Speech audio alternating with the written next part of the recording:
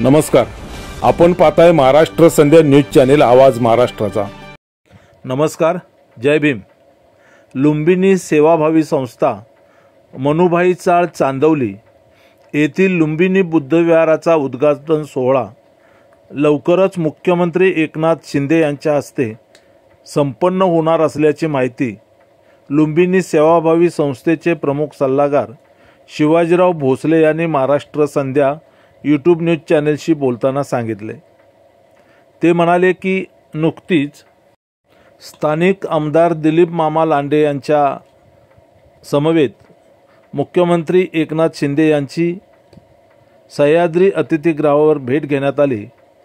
यावेळी मुख्यमंत्र्यांनी लुंबिनी सेवाभावी संस्थेच्या वतीने आयोजित करण्यात येणाऱ्या लुंबिनी बुद्धविहाराच्या उद्घाटन सोहळ्यास येण्याचे त्यांनी मान्य केले, असेही संस्थेचे प्रमुख सल्लागार शिवाजीराव भोसले यांनी सांगितले।